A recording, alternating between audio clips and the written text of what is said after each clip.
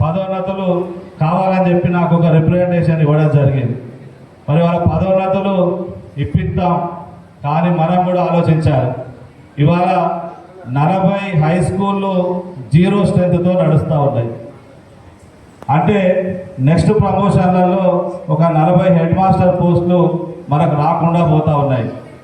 ఆ 40 స్కూళ్ళల్లో స్కూల్కు ఒక 10 పోస్టులు వేసుకున్నా దాదాపుగా 400 స్కూల్ అసిస్టెంట్లు ప్రమోషన్స్ రాకుండా పోతూ ఉన్నారు. మరి 400 స్కూల్ అసిస్టెంట్లు ప్రమోషన్ రాకుంటే 400 హెచ్జిటీలు కొత్తగా రిక్రూట్ అయ్యే వాళ్లకు నష్టం జరుగుతూ ఉన్నది. ఇట్లా మరి ఇవాళ రాబోయే ప్రమోషన్లలో ఇది ఒక శాంపిల్ మాత్రమే. మరి ఇదే క్రమం ముందుకు పోతే మరి మన ప్రభుత్వ పాఠశాలల పరిస్థితి ఏ విధంగా ఉంటుందో ఒక్కసారి ఆలోచించాలి.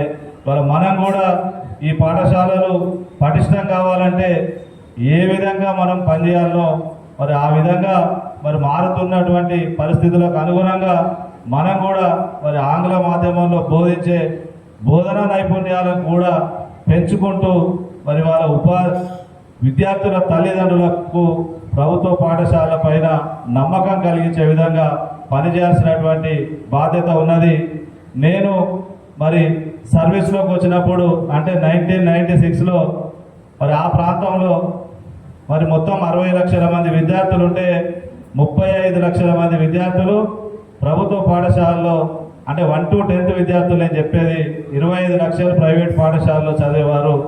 మరి ఈరోజు ఆ సంఖ్య మరి 23 లక్షలు ప్రభుత్వ పాఠశాలలు, మరి 37 లక్షలు ప్రైవేట్ పాఠశాలలు. ఈ 23 లక్షలలో కూడా కేవలం 16,80,000 మంది మాత్రమే జిల్లా పరిషత్ గవర్నమెంట్ పాఠశాలల్లో చదువుతూ ఉన్నారు. మిగతా 7 లక్షల మంది మరి కేజీబీవి మోడల్ స్కూల్ గురుకుల పాఠశాలలో చదువుతూ ఉన్నారు. మరి ఈ సంఖ్యను కూడా మనం ఒకసారి ఆలోచించాలి. రాబోయే రోజుల్లో ఖచ్చితంగా మన పాఠశాలని పరిరక్షించుకుంటే ఇవాళ మనకు భవిష్యత్తు ఉంటుంది అనే విషయాన్ని ప్రతి ఉపాధ్యాయుడు కూడా గుర్తించాలి.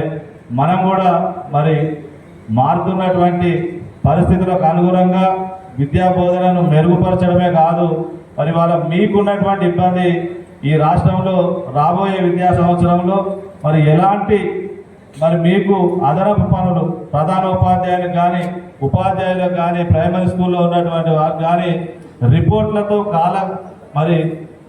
కాలయాపన జరగకుండా మరి కేవలం టీచర్ అనేవాడు పాఠశాల పనివేళల్లో కేవలం విద్యార్థులకు బోధన అందించే విధంగా మరి ఎలాంటి ఇతర కార్యక్రమాలు లేకుండా మరి